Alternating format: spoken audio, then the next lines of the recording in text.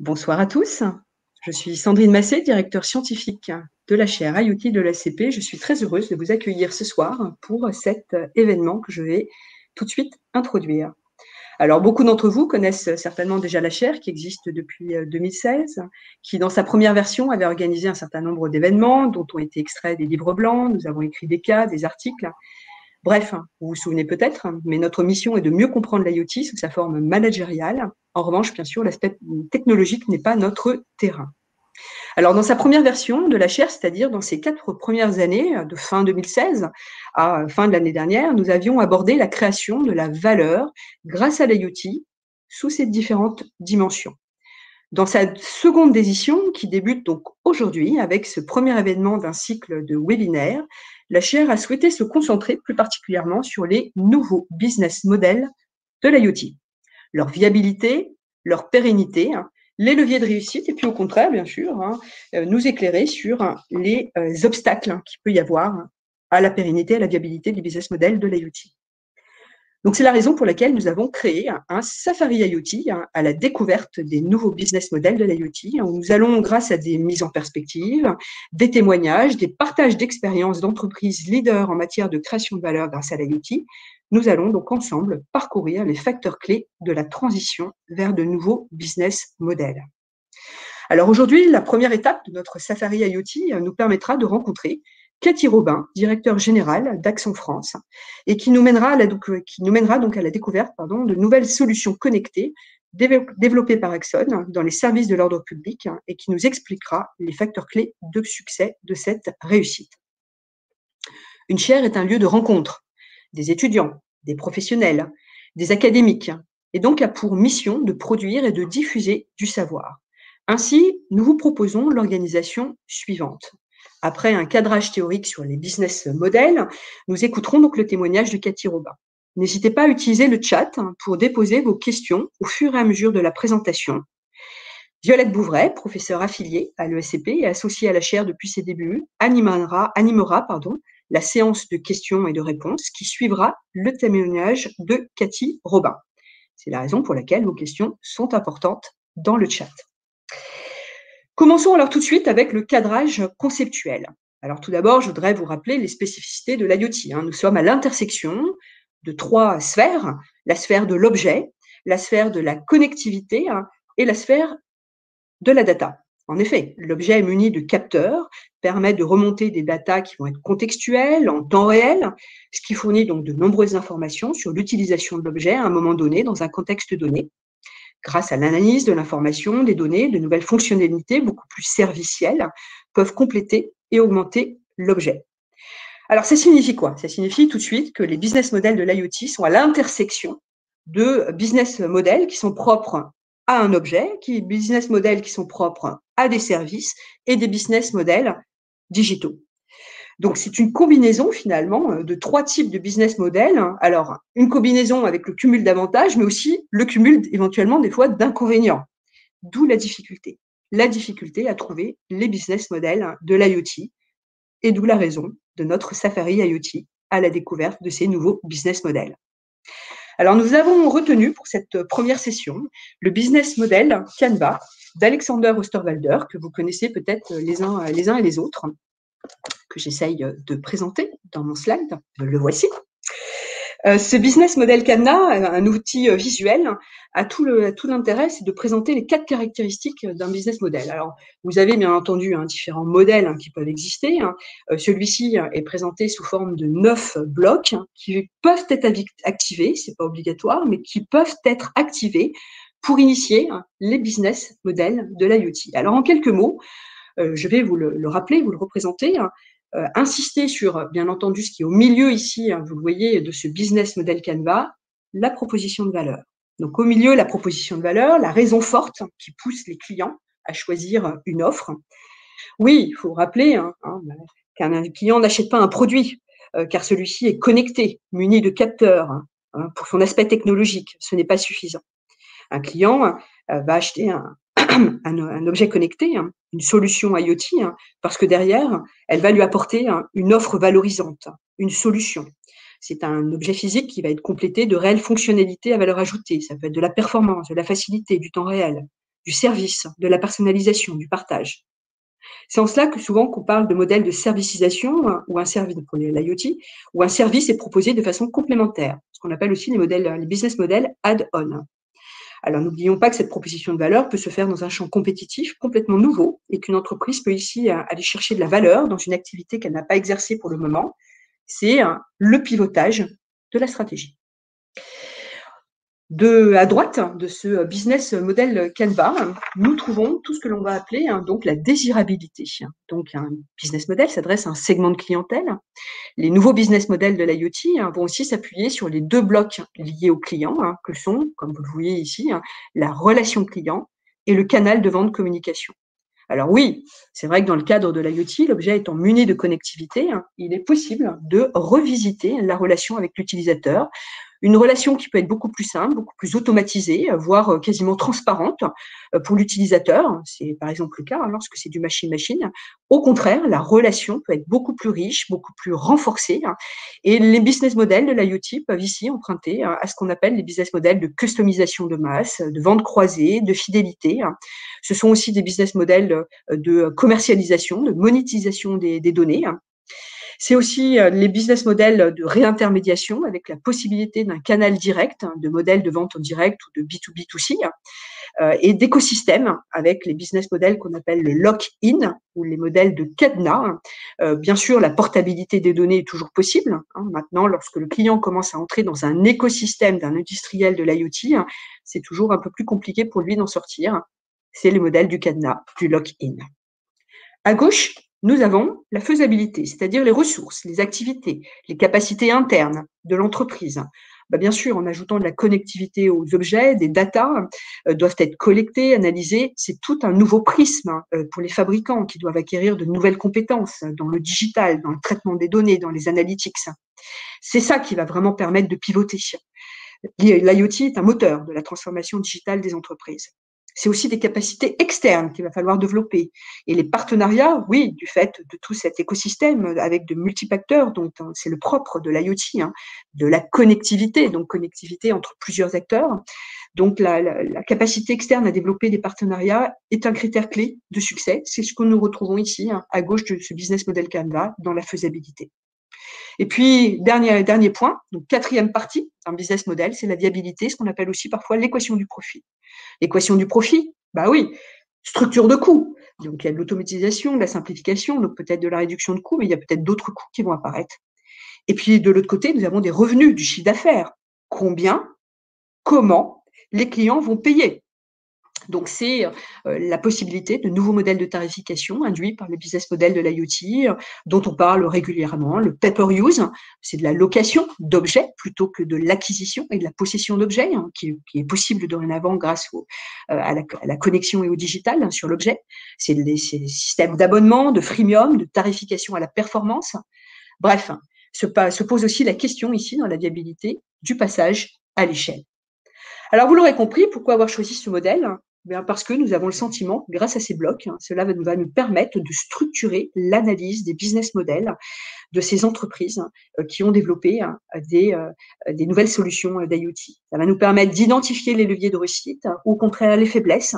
Et ce n'est pas aller case par case, mais dans ce safari IoT, rencontrer des entreprises qui vont nous permettre de mieux comprendre certaines de ces cases, donc avoir des clés de lecture et acquérir des clés de compréhension. Je suis heureuse de passer la parole maintenant à notre premier témoin, que je remercie particulièrement et très chaleureusement pour le lancement de ce cycle. Donc, Cathy Robin, d'Axon France, leader mondial des technologies de sûreté publique. Cathy, à vous la parole. Merci beaucoup. Merci beaucoup, Sandrine, pour cette introduction et merci pour votre invitation à partager ce moment avec vous et partager l'expérience d'Axon et donc notre business model. Je vais également partager mon écran.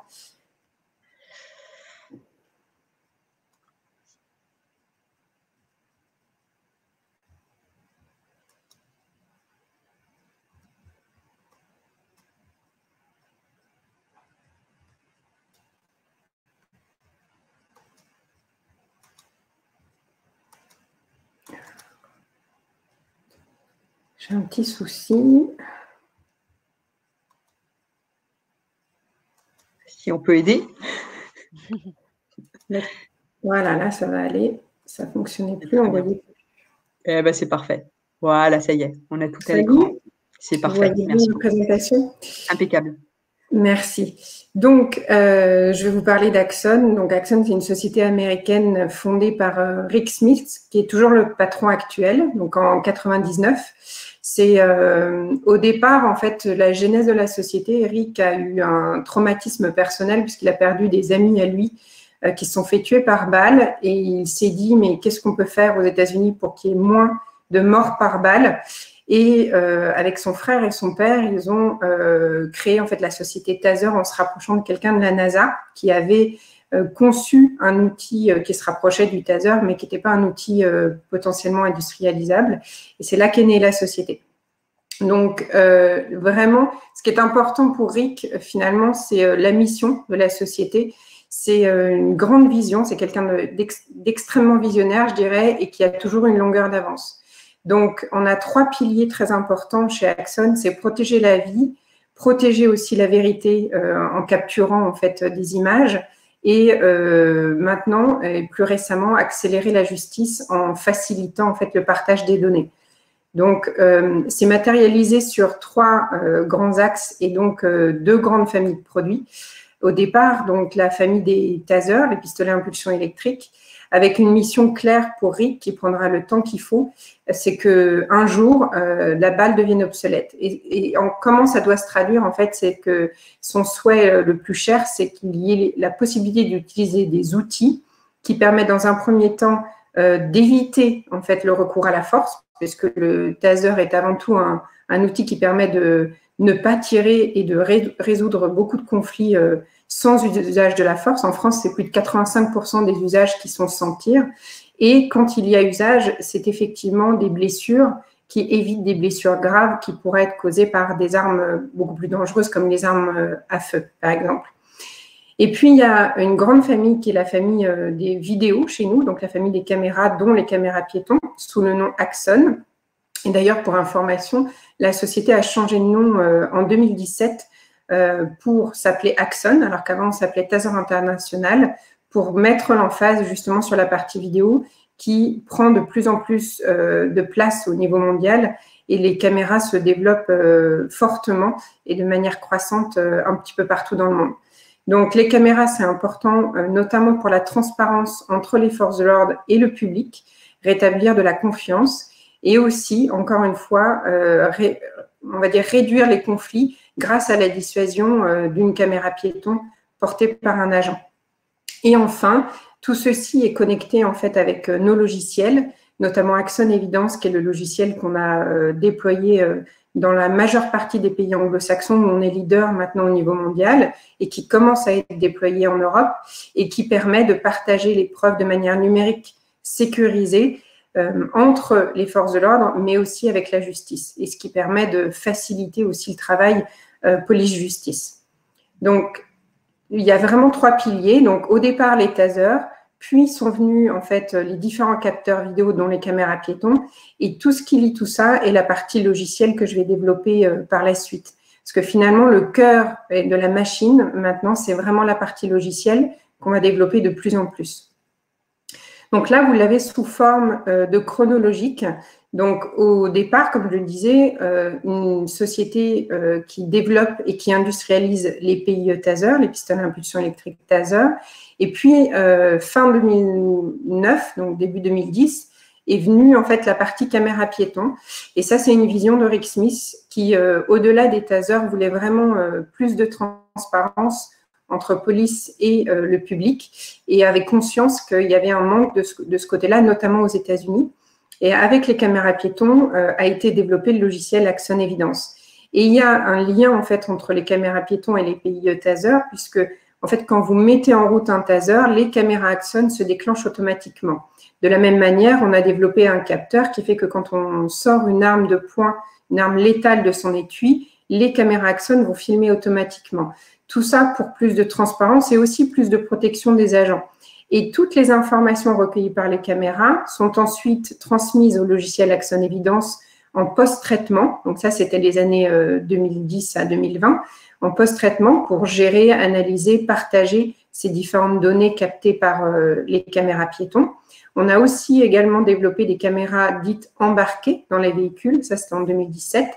Et puis des partenariats sur la partie drone, par exemple, avec des fabricants de drones, où leurs données sont captées aussi dans le logiciel Axon Evidence. Et puis, à partir de 2020, encore une inflexion supplémentaire sur Axon, surtout sur la partie logicielle, comme je le disais. C'est-à-dire qu'on a de plus en plus, effectivement, d'outils qui sont connectés à nos logiciels, et c'est la partie logicielle qui va se développer davantage avec de nouvelles strates et la possibilité d'accélérer, en fait, le travail des agents et diminuer les tâches administratives et fluidifier les rapports avec la justice. Pour vous donner un exemple, aujourd'hui, la police de Londres, c'est environ 22 000 caméras Axon qui ont été déployées et 6 000 fichiers qui sont partagés de manière numérique sécurisée avec la justice de Londres tous les mois. Donc, il n'y a plus besoin de graver des DVD, faire des clés USB ou que des personnes se déplacent pour aller chercher des supports physiques. On est vraiment dans le monde du numérique. Donc, voilà comment on s'est développé petit à petit. Et bien sûr, tout ça est lié à la demande client, à la vision de Rick au départ, mais aussi à la demande du client. Je vais vous donner un exemple concret sur la partie caméra, par exemple. Sur la partie caméra piéton, comme je le disais, on a commencé environ en 2009 nos premières caméras, mais il y avait très peu de ventes parce que l'adhésion des policiers n'était pas là. Ils avaient l'impression que les caméras allaient, pour être clair, les fliquer et regarder ce qu'ils faisaient, et ils ne voyaient pas le bénéfice. Et en fait, ça a vraiment démarré aux États-Unis en 2014, à la suite d'un incident qui s'est passé à Ferguson, la mort de M. Brown, et une demande de transparence et de justice de la part de la communauté qui a poussé très, très fortement pour qu'il y ait plus d'images et plus de vidéos. Et c'est à partir de là qu'aux États-Unis, ça a commencé vraiment à démarrer l'adhésion aux caméras piétons. Ce qui veut dire que de 2009 à 2014, il y a beaucoup de personnes au sein d'Axon qui pensaient qu'il fallait arrêter cette famille de produits parce que c'était absolument pas rentable. Et Eric croyait dur comme fer qu'un jour ça allait démarrer. Et effectivement, ça a vraiment démarré à partir de 2014 aux États-Unis et petit à petit dans les autres pays, notamment au Royaume-Uni, Australie, Canada. Et nous, en France, c'est seulement depuis quelques années qu'on en parle. C'est pas encore déployé massivement, mais il y a de plus en plus d'utilisateurs. Donc, ça prend vraiment un certain temps entre l'idée d'aller vers une technologie et l'adhésion vraiment du public, puis le décollage. Et là, je vais vous le traduire en chiffres. Donc, là, à droite, vous avez un graphique avec le chiffre d'affaires de la société depuis 2016. En gris, vous avez la partie qui correspond au taser.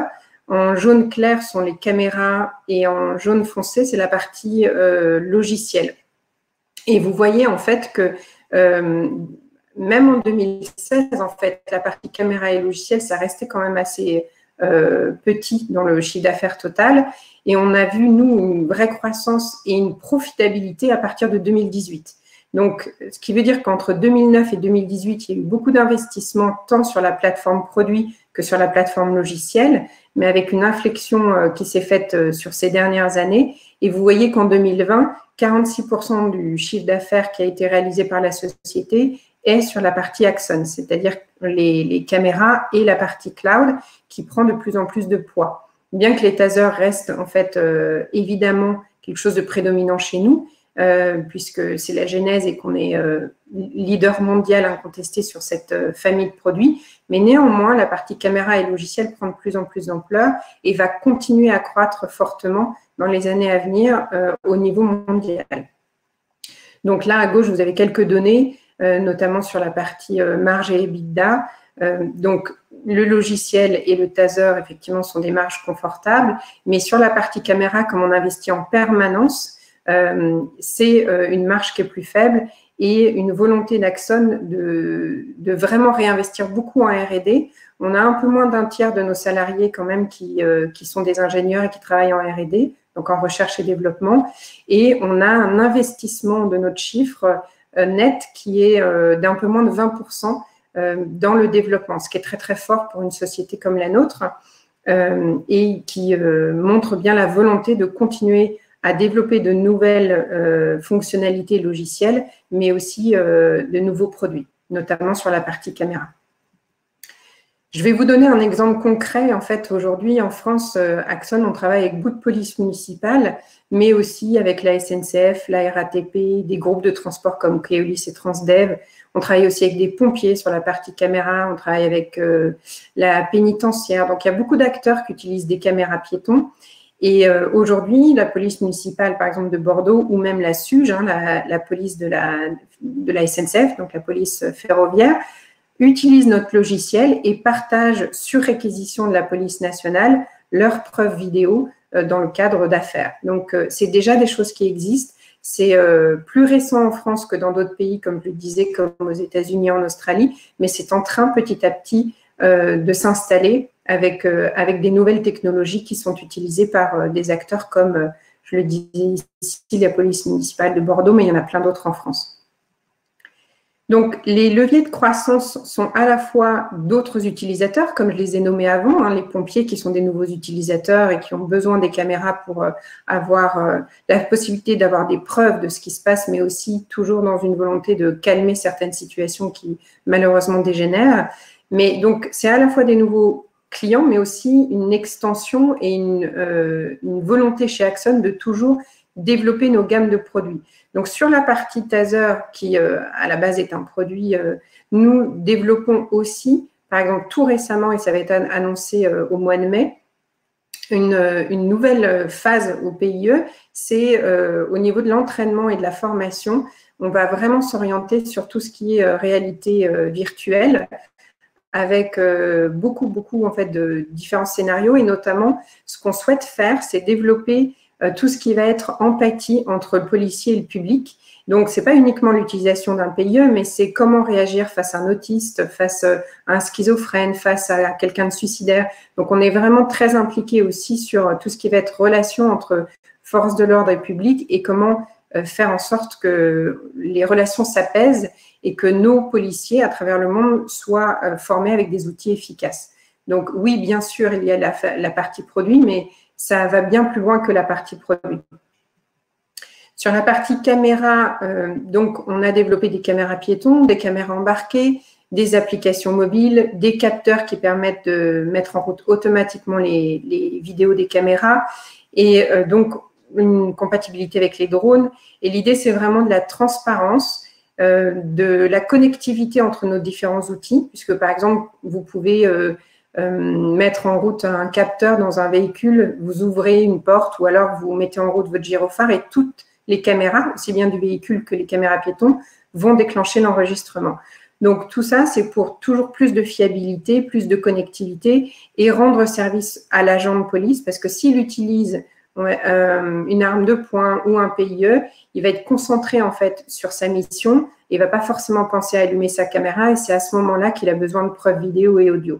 Donc ça, c'est notre gamme de produits. Et on va bien plus loin, parce que maintenant, sur la partie logicielle qu'on développe de plus en plus, par exemple, on a ouvert notre plateforme pour que des citoyens, et ça c'est fait au Royaume-Uni et en Australie et aussi aux États-Unis, puissent utiliser notre plateforme pour déposer des preuves de leur propre smartphone, par exemple, des preuves d'incidents qui auraient lieu dans la rue. On a récemment aussi une nouvelle caméra qui nous permet de faire de la retransmission des images en direct.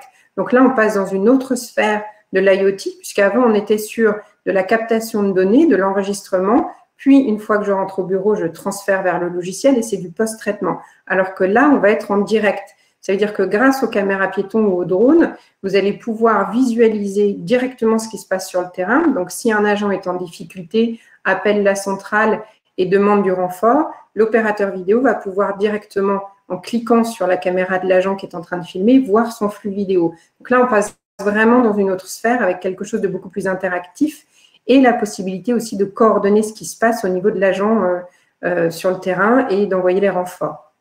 Donc ça, c'est tout nouveau et c'est vraiment très intéressant, puisqu'on est, je dirais, dans l'ère 2.0 de l'utilisation de la vidéo. Ce n'est pas uniquement du post-traitement, mais là, on est dans le temps réel.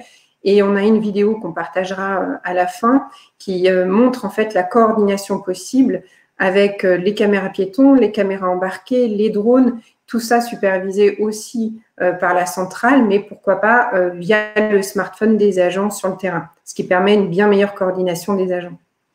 Et bien entendu, avec tout ça, on va utiliser l'intelligence artificielle. Donc, il y a plein de données qu'on peut traiter. Là, c'est un exemple qu'on a mis, c'est que directement sur le terrain, grâce à la caméra piéton qui pourrait lire une carte d'identité, on va pouvoir tout de suite être en lien, par exemple, avec une base de données et pourquoi pas savoir si la personne est recherchée, etc. Il y a d'autres choses qu'on fait déjà aux États-Unis, c'est qu'une fois que la vidéo a été enregistrée avec sa caméra et qu'elle est transférée dans notre logiciel, elle est tout de suite transférée en mode texte et si on fait une recherche par mot-clé, on peut retrouver dans le texte à quel moment le mot a été dit, mais aussi dans la vidéo à quel moment ça s'est passé. Donc, il y a une synchronisation entre le mode texte et la vidéo, et même sous forme de dialogue. Donc, tout ça pour dire qu'en fait, le but ultime, c'est de réduire les tâches administratives, qui sont environ 80% pour les agents, pour qu'ils passent plus de temps sur le terrain, et que grâce aux outils technologiques, ils aient moins de tâches au bureau et qu'ils soient plus efficaces au quotidien.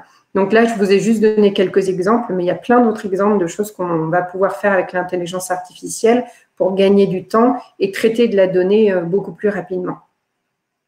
Donc, si on se projette dans l'avenir par rapport à notre mission et nos valeurs et ce qu'on souhaite faire, donc on pense qu'on a une mission qui est très, très importante, c'est d'apaiser les situations qui pourraient dériver et qui dérivent malheureusement au quotidien, de donner des outils à nos forces de l'ordre, mais pas que. J'ai parlé tout à l'heure des transports, des pompiers et d'autres activités, leur donner des outils pour travailler plus en confiance au quotidien.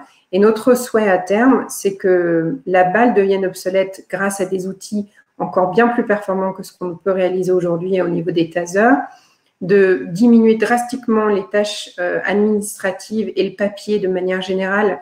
Notamment en France, on parle de la procédure pénale numérique. Donc, c'est pouvoir aider grâce à des logiciels qui soient performants et qui permettent de digitaliser la relation entre police et justice. Grâce au cloud et à l'IoT de manière générale et à l'intelligence artificielle, de pouvoir vraiment avoir une triangulaire entre les outils, la police, la justice et la façon dont ils vont pouvoir travailler à l'avenir. Et donc, de pouvoir vraiment comprendre les problématiques rencontrées par nos utilisateurs, c'est-à-dire les policiers, puisqu'on travaille dans plus de 107 pays aujourd'hui, et les aider avec des outils avant même qu'eux, en fait, n'y aient pensé pour qu'on facilite leur quotidien, qu'ils travaillent en confiance et qu'on apaise les relations avec le public. Donc voilà, donc je vous remercie pour cet échange. Je vais maintenant, à présent, rendre la main et arrêter le partage de ma présentation. Merci beaucoup. Merci beaucoup, Cathy, pour tous ces éléments. C'est très, très, très enrichissant. Donc, ce que je vous propose, c'est merci à tous ceux qui nous ont envoyé des questions. C'est peut-être, en tout cas, une question qui revient. C'est la question de la temporalité. En fait, combien de temps? Enfin, on voit quand même que pour créer toutes ces infrastructures, ce logiciel, ces connexions, c'était assez loin de votre métier initial. Ça a dû représenter des gros investissements. Donc, de votre point de vue, quels sont les investissements qui ont été nécessaires et au bout de combien de temps vous avez trouvé une forme de rentabilité? Alors oui, Violette, vous avez raison, ça a pris un certain temps et ça a demandé beaucoup de moyens. Alors, on avait quand même cette chance déjà d'avoir une famille de produits, les tasers, qui étaient rentables et qui nous permettaient de pouvoir investir dans d'autres univers, qui sont l'univers des caméras et des logiciels. Donc ça, c'est important de le dire, puisqu'il a fallu un certain nombre d'années et un vrai investissement d'Axon pour cette famille de produits soit rentable. Et je pense qu'il y a plusieurs choses. Il y a eu un moment clé ou charnière, c'est le fait d'ouvrir en fait à Seattle un centre R&D et de vraiment avoir une appétence d'ingénieurs qui venaient évidemment d'autres très grandes entreprises situées à Seattle, qui nous a permis de grandir d'un point de vue ingénierie et notamment sur la partie logicielle. Ça a été très important. On a ouvert Seattle en 2014. On en a un aussi maintenant au Vietnam, mais avec au total, je pense, un petit peu moins d'un tiers de nos salariés qui font partie de notre R&D. Et ça, c'est vraiment important pour pouvoir être à la pointe et pour pouvoir vraiment être un leader sur la technologie. Après, je peux peut-être partager le cours de bourse pour être plus parlant avec vous, si vous voulez. Je vais voir si je peux le partager.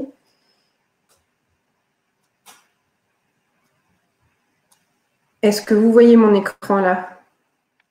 Oui, tout à fait. Oui. Alors, oui, le cours de bourse, ça peut être parlant parce que, comme je le disais, hein, on n'était que taser, l'entreprise créée en 93, les premiers tasers en 99 et les premières caméras 2009, d'accord? Ce sont nos caméras, c'est-à-dire qu'on fabrique nos propres produits, aussi bien les caméras piétons que les caméras embarquées. Ce ne sont pas des produits qu'on achète sur étagère, c'est vraiment designé et fabriqué par nous. Et puis 2014, Seattle avec l'événement à Ferguson. Et à partir de 2015, vous voyez un frémissement. Et en réalité, ça n'est que dernièrement, et c'est traduit par les mouvements de la bourse, qu'il y a eu vraiment une inflexion et en fait, j'allais dire une confiance des investisseurs sur notre stratégie. Et ça a pris un certain temps, hein, puisque c'est que depuis 2018 que la partie caméra et logiciel est réellement rentable. Donc, de 2009 à 2018, ça a été un long cheminement, beaucoup d'investissements et finalement un pari gagnant. Et on le voit maintenant entre le cours de la bourse vers les années 2000 et dernièrement où il y a eu une vraie inflexion.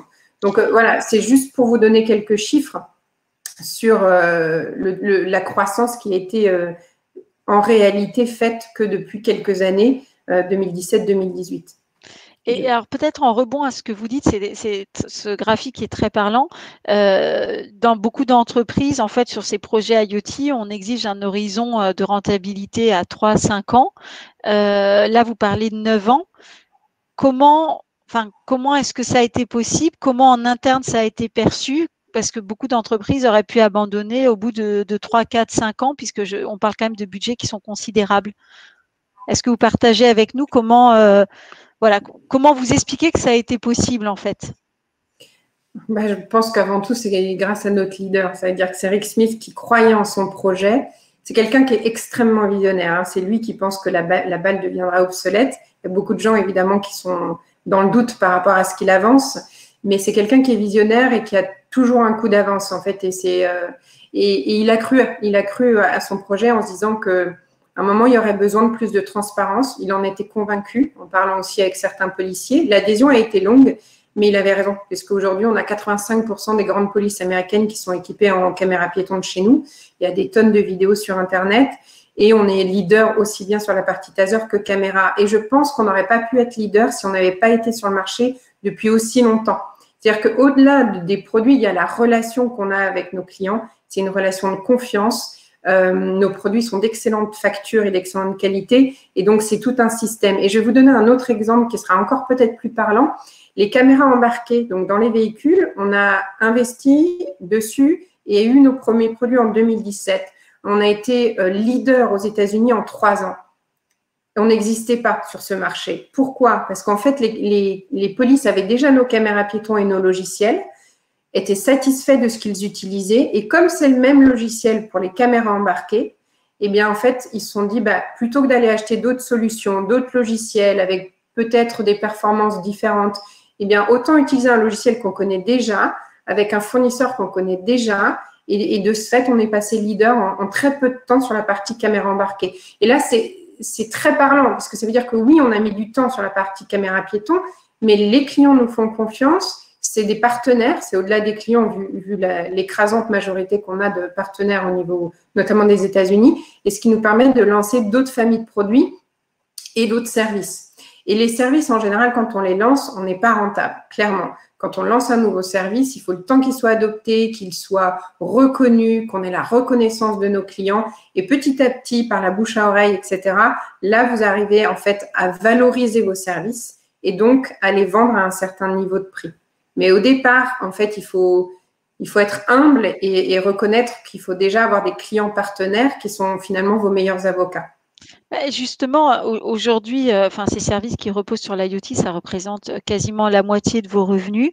On voit que sur les programmes d'IoT et sur le business case de l'IoT, hein, au-delà de financer les investissements, c'est la capacité à vendre des approches qui sont nouvelles, qui posent des questions vous avez dit vous-même, la peur entre guillemets d'être fliqué, donc de privacy, un contexte réglementaire qui est compliqué.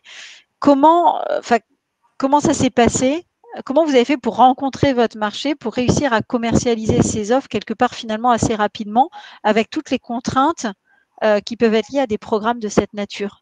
Alors, il y a déjà le fait qu'on travaille avec un acteur connu sur la partie data storage, donc qui est Microsoft Azure. On travaille aussi avec Amazon, mais notre partenaire principal, c'est Microsoft Azure, qui a un niveau d'exigence très élevé. Et nous, on a nos propres équipes pour tout ce qui va être sécurité des données.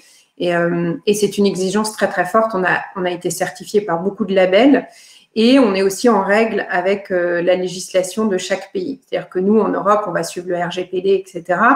Et une des toutes premières choses que j'ai faites quand je suis arrivée chez Axon il y a 4 ans, c'est de lever les freins. C'est-à-dire que je suis allée voir la CNIL, je leur ai demandé s'il y avait des freins à utiliser le cloud et ils m'ont dit que non. J'ai eu un écrit de la CNIL qui m'encourageait en fait à dire que le cloud était tout à fait possible à être utilisé pour les données à partir du moment où on respectait certaines législations. Et donc, j'ai levé les freins et au départ, effectivement, la plupart de mes partenaires actuels étaient réticents à utiliser le cloud, mais quand vous leur prouvez que légalement, il n'y a aucune contrainte et que la technologie d'aujourd'hui, c'est d'aller vers le digital, vous les rassurez. Et maintenant, on a, je pense, 80% de nos clients en France qui sont sur le cloud. On a quand même une solution dite on-prem, c'est-à-dire de stockage en local. Donc, on a cette possibilité, évidemment, pour les gens qui sont toujours réfractaires à utiliser le cloud, mais 80% de nos clients sont sur le cloud. Donc, c'est un accompagnement et j'allais dire même une éducation à faire sur des personnes qui ne sont peut-être pas au fait des dernières technologies. Et aujourd'hui, sur les data centers d'Azure, qui est notre partenaire, on stocke bien plus de données que le catalogue de Netflix, par exemple. C'est juste pour donner un exemple concret, mais on est la société qui, avec nos clients, parce que ce ne sont pas nos données, ce sont les données de nos partenaires, nous consommons aujourd'hui, on est le premier acteur en termes de consommation des données sur les data centers d'Azure. Donc, les polices consomment énormément de données par toutes les vidéos qu'elles font. Et puis, la date de rétention en France, par exemple, les données des caméras piétons doivent être gardées 6 mois, même s'il n'y a pas d'affaire en cours. Donc, vous imaginez, s'ils font des vidéos tous les jours, il faut les garder 6 mois. Donc, ça demande beaucoup de stockage, en fait, en réalité. Et vous avez mentionné justement, vous parlez d'Azure. On sait que quand on parle de projet IoT, c'est rarement des projets qu'on fait seul. Vous avez parlé des clients avec qui vous avez travaillé là-dessus. Est-ce qu'il y a d'autres partenaires avec qui vous avez construit ça? Est-ce que vous l'avez fait seul? Et justement, est-ce que ça impacte le modèle économique? Est-ce que le fait de s'ouvrir à des partenaires est plutôt un accélérateur de projet en termes de PNL ou au contraire, quelque part, un autre acteur qui rentre sur la chaîne de valeur et qu'il faut intégrer dans le partage de valeur? Alors, c'est vrai qu'Axon, on développe beaucoup de choses par nous-mêmes, mais pour la partie stockage des données, c'était évident que c'était essentiel d'aller avec un partenaire robuste et reconnu comme Azure. Donc, c'est un vrai partenaire au niveau mondial, parce qu'on travaille avec Azure dans beaucoup de pays maintenant. Mais après, on s'ouvre aussi à d'autres partenaires sur d'autres technologies. Par exemple, j'ai parlé des drones. Axon ne fabrique pas de drones. C'est-à-dire qu'on va avoir là des partenariats avec des fabricants de drones où on va récupérer les données des drones vers notre plateforme logicielle. Donc, l'idée, c'est pas de tout faire, c'est d'être intelligent dans la façon de faire. Sur les caméras piétons, on pensait que, de toute façon, on était précurseurs. Donc, oui, on a commencé par les faire et on a continué et on continue à faire nos propres caméras. Sur les caméras embarquées, on pensait qu'il n'y avait rien qui était suffisamment simple d'utilisation et facile à connecter. Donc, on a fait nos propres caméras embarquées, mais on fait aussi des solutions pour des salles d'audition. Là, on ne va pas refaire toutes les caméras des salles d'audition. Il y a déjà des bonnes caméras qui existent en IP. On utilise des caméras existantes et puis nous, on les connecte à nos logiciels parce que finalement, notre force, ça va être sur la partie logicielle, traitement de la donnée, plus que sur la partie matérielle. Ce n'est pas la peine de refaire des choses qui existent déjà, en fait. Et une question encore sur la partie client. Est-ce que quand vous vendiez au départ les tasers, j'imagine que c'était un modèle économique qui était au produit, donc à l'unité. Là, on parle de projets qui sont quasiment des projets informatiques, j'imagine. Comment a évolué votre tarification? Et est-ce que ça a posé quelque part des difficultés, soit de votre côté au niveau financier, comptable ou quoi que ce soit, ou alors du côté de vos clients qui étaient peut-être moins habitués à avoir des formules un peu d'abonnement? Est-ce que vous pouvez nous décrire ce que ça change et les problèmes éventuellement que ça a posé? Alors, vous avez bien raison. Et d'ailleurs, on n'en est pas au même stade sur certains pays anglophones. en Angleterre ou aux États-Unis, où ils achètent en fait sous forme de plan à 5 ans avec des bundles, c'est-à-dire qu'ils achètent les tasers, les caméras ensemble, les services ensemble, et ils l'ont même de manière mensuelle, c'est-à-dire que c'est tel coût par gens par mois, vous voyez, et sur 5 ans. Donc c'est comme ça qu'ils travaillent. Et donc on a des plans ou des bundles, peu importe le nom qu'on va donner, et on y ajoute des services. Donc, on a différents types de tarifs liés aux services que l'agence va demander. Alors qu'en France ou dans les pays, on va dire, européens, on est encore très sur le mode à la carte. C'est-à-dire qu'on va acheter un produit, le payer, et puis après, on verra, quoi. Mais on verra l'année prochaine selon le budget qu'on aura. Donc, ça commence à venir. C'est-à-dire que maintenant, oui, évidemment, la partie logicielle, elle est vendue sous forme d'abonnement. C'est-à-dire que Axon Evidence, c'est un abonnement annuel. Et donc, oui, aussi, il a fallu expliquer ça en France quand je suis arrivée. Parce que la plupart de mes clients disent moi, je ne veux pas d'abonnement, je veux juste payer une fois. Mais oui, mais si vous voulez avoir du service, si vous voulez avoir des maintenances, si vous voulez avoir les nouvelles fonctionnalités, aussi bien sur la partie taser que caméra, il y a des abonnements. Et sur la partie taser, le nouveau taser, le taser 7, il est aussi connecté à notre plateforme. Il a aussi des mises à jour et des nouvelles fonctionnalités. Donc, il y a aussi un abonnement maintenant sur la partie taser. Et c'est très important, Violette, parce que dans le business model d'Axon, il y a beaucoup finalement de revenus qui est lié à cet abonnement et qui sécurise l'entreprise. Du fait d'avoir des contrats à 5 ans avec beaucoup de forces de l'ordre ou de police à travers le monde, ça sécurise parce que ça donne la visibilité de ce qui va venir en termes de chiffres sur les 5 années à venir. Donc, c'est à la fois sécurisant pour une entreprise, mais aussi, ces plans, en fait, sont revus régulièrement parce que si la police veut des nouvelles fonctionnalités qui sont des fonctionnalités potentiellement payantes, eh ben, elle rajoute à son abonnement de nouvelles choses. Donc, on est vraiment dans un paradigme différent de l'achat du produit à un moment donné, à un instant T, à tel prix, à un système d'abonnement. Donc, effectivement, ça change beaucoup de choses. Et est-ce que justement cette approche par abonnement, enfin, je dirais l'approche par abonnement couplée quelque part avec cette, enfin, quoi qu'on dise, cette délégation de données stratégiques à Axon, est-ce qu'il y a une crainte des clients d'être dépendants, c'est-à-dire de ne pas pouvoir se débrancher de vos services pour prendre éventuellement un concurrent? Comment vous les rassurez? Quelle durée ont les abonnements?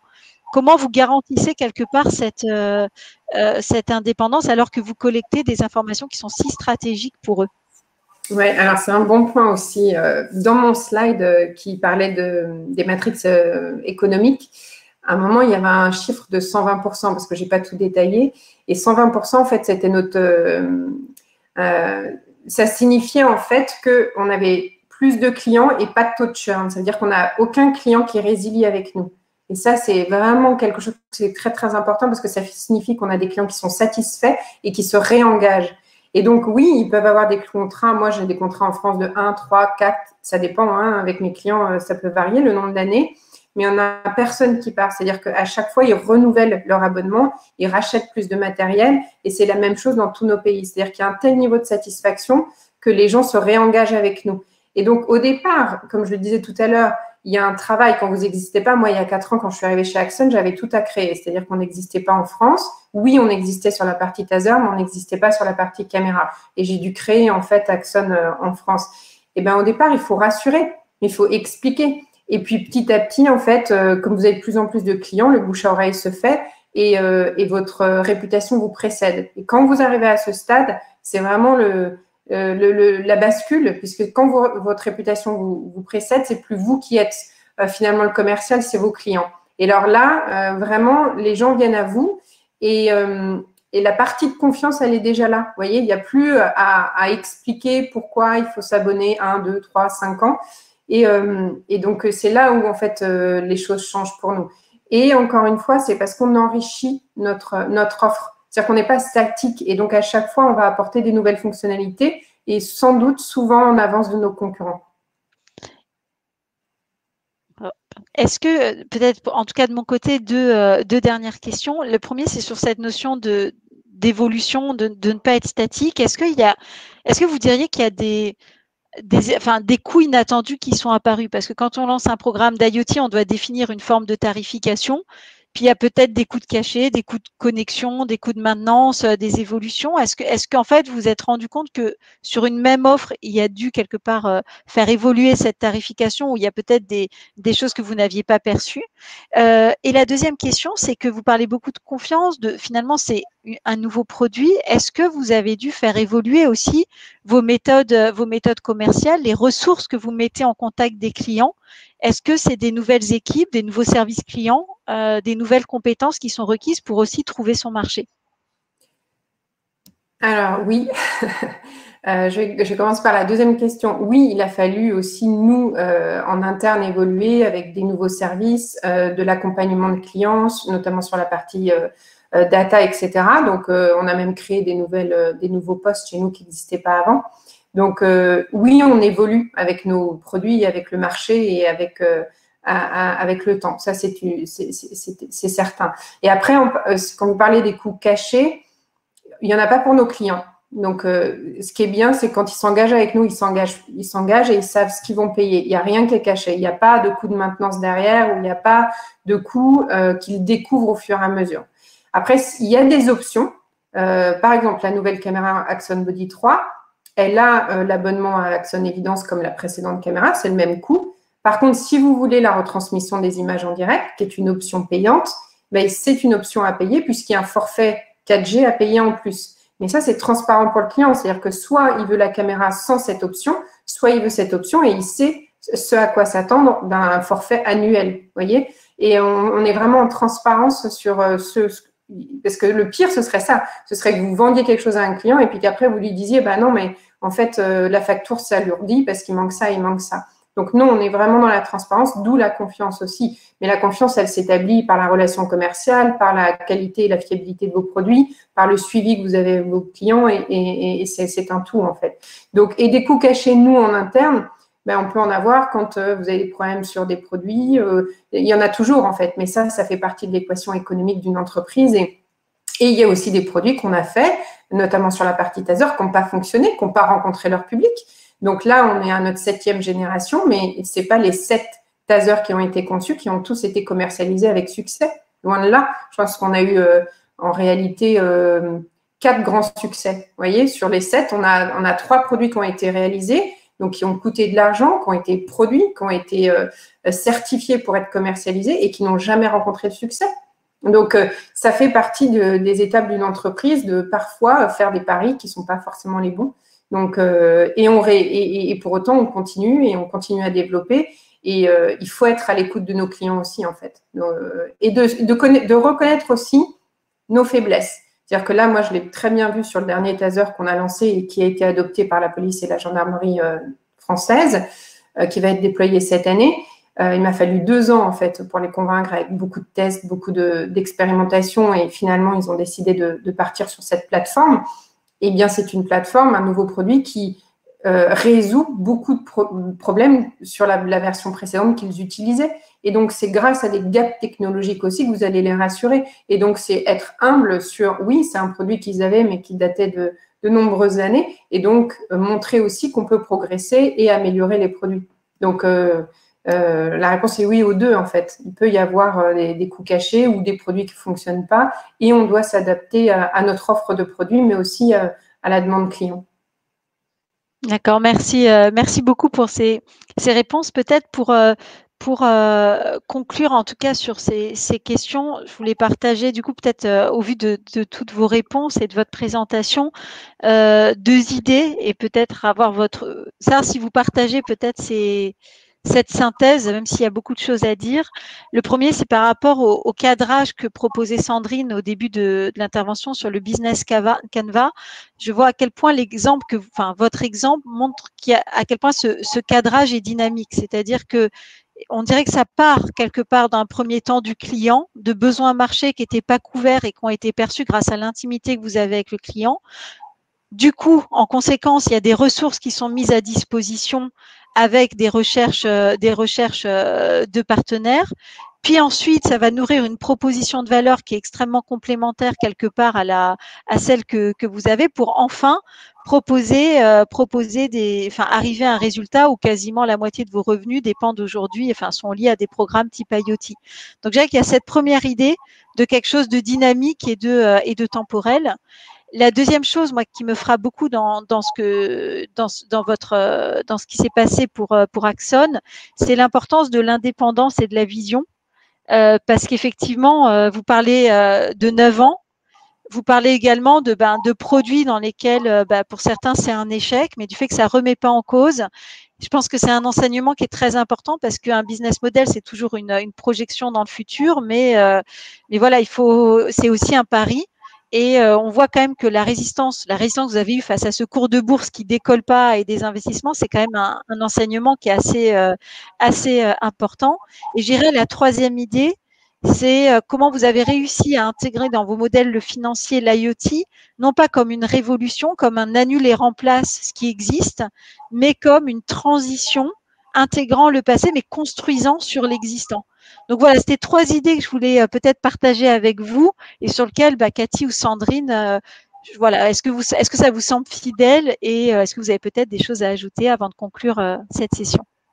Non, moi, j'adhère complètement, juste avant que Sandrine fasse sans doute la conclusion, j'adhère complètement. Et ce que je trouve vraiment intéressant chez Axon, c'est cette idée d'évolution. C'est-à-dire que le taser évolue justement avec l'IoT. Il est connecté aux caméras, il est connecté à la plateforme logicielle. Vous avez une remontée d'informations du PIE, du taser vers le logiciel. Et vraiment, tout ça fait que c'est un écosystème complet. Et quand je le présente, je parle de solution Axon et je parle toujours du mot écosystème parce qu'en fait, tout est relié. Et c'est ça qui est essentiel, c'est d'avoir une vision où vous avez vos différents produits ou vos différents capteurs qui sont reliés les uns aux autres. Et notre richesse, elle est vraiment maintenant sur le logiciel avec ces capteurs. Vous voyez ? Mais le logiciel, c'est le cœur du réacteur parce qu'il relie les différents capteurs. Alors, il faut des capteurs qui soient évidemment efficaces et qui fonctionnent correctement et qui répondent aussi à un besoin client. Mais le logiciel, on peut l'enrichir de manière drastique, en fait, dans les prochaines années avec tout ce qui va arriver avec l'intelligence artificielle. Et donc, c'est sans fin. Et c'est ça qui est formidable, c'est que Axon a réussi une transition matérielle vers matériel plus logiciel, mais avec un champ des possibles à explorer qui est infini, en réalité, vu ce qu'on a devant nous et ce qui arrive avec l'intelligence artificielle. Et je finirai là-dessus, tout en gardant de la déontologie. C'est-à-dire qu'on a une déontologie très, très forte au sein d'Axon. Et par exemple, pour le moment, on se refuse à faire de la reconnaissance faciale jusqu'à un certain niveau. C'est-à-dire qu'on en fait pour flouter les personnages, mais on ne souhaite pas faire de matching avec des bases de données pour des raisons éthiques et déontologiques. Parce que, un, il n'y a pas assez de cadrage légal. Et que deux, la technologie n'est peut-être pas suffisamment encore performante pour éviter tout risque d'erreur. Et donc, nous, on ne veut pas faire du matching par race ethnique ou ce genre de choses. On est vraiment dans une déontologie très, très forte au sein d'Axon. Et ça aussi, évidemment, c'est quelque chose auquel j'adhère très fortement, parce que vous avez le produit, mais vous avez surtout la mission et l'éthique qu'il y a derrière. Et je pense que c'est un tout. Et c'est pour ça qu'Axon fonctionne aussi bien. C'est que c'est pas uniquement pour vendre des produits, c'est aussi pour vendre des valeurs, voilà, ou pour véhiculer, parce que c'est pas vendre, mais c'est véhiculer des valeurs qui sont très très fortes. Et je parlais beaucoup du mot confiance, mais il y a aussi ce mot valeur et une déontologie très très forte. Voilà, donc je me permets parce que j'en avais pas parlé dans la présentation, mais c'est très important au sein de notre société. Et donc je pense que c'est comme ça qu'on va réussir à continuer à se développer. Voilà, merci. Très bien, merci. Merci beaucoup. Merci à Cathy pour ce très beau témoignage qui nous permet donc à nouveau de lancer notre Safari IoT avec cette première étape. Merci beaucoup Violette pour toutes ces questions. Merci à vous tous qui avez posé des questions et donc qui ont été synthétisées ensuite par Violette. Je pense qu'on a eu un très beau témoignage sur un business model, des grands messages qui ont été donnés par Violette, auxquels j'adhère bien sûr complètement. À chaque business model nouveau, on voit apparaître donc plus certaines facettes que d'autres. ici, on retiendra donc qui a déjà été indiqué, donc je ne vais pas le répéter, hein, mais l'écosystème, le CEO visionnaire, qui est une ressource. Donc là, moi, je le mettrais dans la boîte ressources. Et j'avoue que je ne l'avais jamais fait jusqu'à présent, mais là, je pense que vous l'avez très bien indiqué, Cathy. Et c'est ça aussi qui permet de garder la ligne. Et c'est le sens de stratégie. Hein. Un business model, c'est de la stratégie, c'est avoir une ligne, une grande direction, et c'est de tenir la barre et de la poursuivre malgré les difficultés. Hein. Le timing, qui est aussi bien sûr important, et merci d'avoir rappelé que ça n'a pas été évident tout de suite, hein, et qu'il a fallu du temps et des différents moments. Donc différents points. Donc, merci encore à tous. Ce que je vous propose, c'est bien sûr de vous donner rendez-vous déjà hein, pour notre prochain rendez-vous, oui, pardon, qui sera début juin. Ensuite, ce que je voulais dire, c'est par rapport bien sûr à notre présentation d'aujourd'hui. Nous allons en faire une synthèse. Il y aura un replay. Je pense qu'on va essayer de mettre aussi sur le papier un cas et appliquer ensemble avec Cathy complètement ce qu'elle a dit, mais complètement sur le business model pour pouvoir le mettre sur le papier et que ça bénéficie à tous, aux uns et aux autres. Et donc, je vous donne rendez-vous à très bientôt, le 3 juin, suivi du 9 septembre. Et avant de nous quitter, je crois que Sandrine Kiefer va nous transmettre un lien où va mettre une vidéo, qui est la vidéo d'Axon, qui va vous expliquer, vous montrer aussi en action l'ensemble de ces solutions et de cet écosystème présenté par Cathy. Merci infiniment à tous et à très bientôt. Merci beaucoup. Au revoir. Merci. Bonne soirée. À bientôt. Au revoir.